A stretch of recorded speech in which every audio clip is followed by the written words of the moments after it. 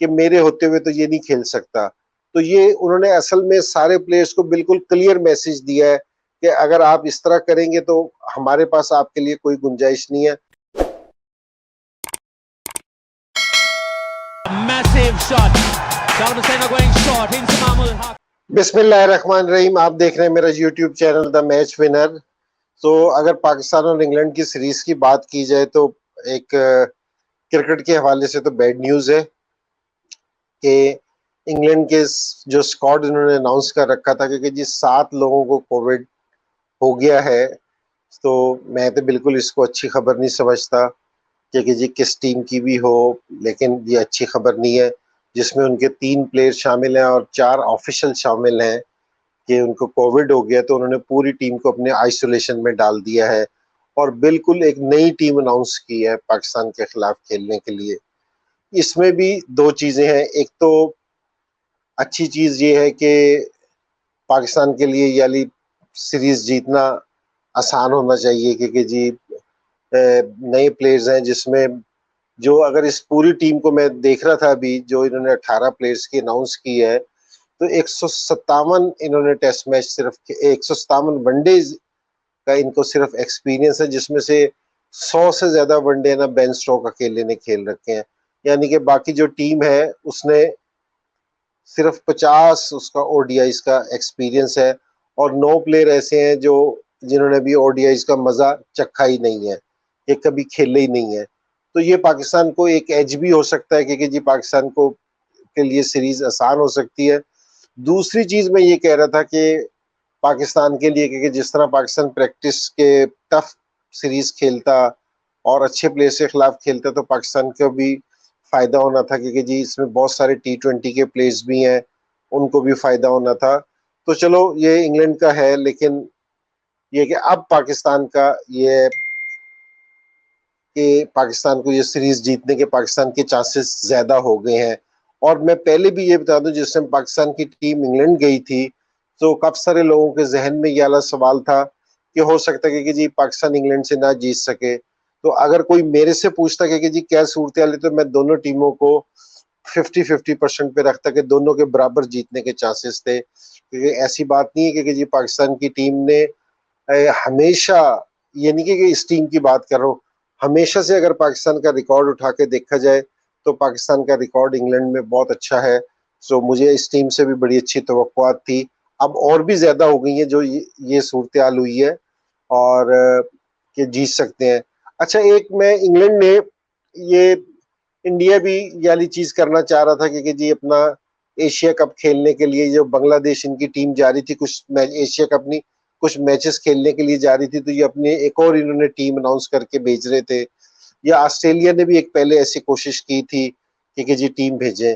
तो ये इंग्लैंड वालों ने ये पूरी कोशिश की कि जी इन 7 प्लेयरों को नहीं किया, उन्होंने पूरी टीम को आइसोलेशन में डाल दिया कि जी पूरी नई टीम अनाउंस की है। तो एक याली चीज भी है। और पाकिस्तान का ये है कि जी अब ना, लेकिन इंग्लैंड ने एक चीज क्या की है कि मैं जो कहना चाह रहा हूँ कि एलेक्स हेल्स जो मेरे ख्याल में हर अगर आप लीग में देखेंगे तो बड़े टॉप के प्लेयर रहे हैं और इंग्लैंड से भी इनकी परफॉर्मेंस बड़ी अच्छी रही है।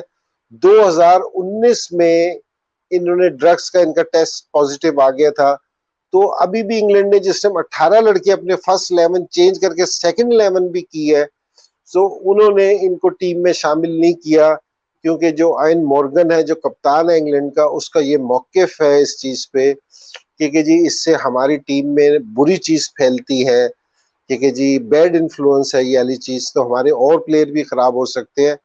तो उन्होंने कहा कि जब तक मैं कप्तान हूं, या कहा नहीं है लेकिन जो उनका मौकिफ है कि जी जो उन्होंने अपना शो किया है कि मेरे होते हुए तो ये नहीं खेल सकता। तो ये उन्होंने असल में सारे प्लेयर्स को बिल्कुल क्लियर मैसेज दिया है कि अगर आप इस तरह करेंगे तो हमारे पास आपके लिए कोई गुंजाइश नहीं है। हालांकि इस टीम में एलेक्स हेल तो उनकी फर्स्ट 11 में भी आता है जिस तरह का वो प्लेयर है, लेकिन इनका स्टांस बिल्कुल क्लियर है। तो इंग्लैंड ने इस टाइम हारने और जीतने की फिक्र नहीं की, लेकिन जो उसका मौकिफ था जिस असूल पे वो काम कर रहे हैं उनको ज्यादा उन्होंने तरजीह दी है। अच्छा, यहाँ एक तो इंग्लैंड का साज ये हो गया। दूसरी बड़ी इंटरेस्टिंग चीज ये है कि इंडिया की टीम भी वहां टेस्ट चैंपियनशिप के बाद थी, उनका भी 5 तारीख से टेस्ट मैचेस शुरू हो रहे हैं।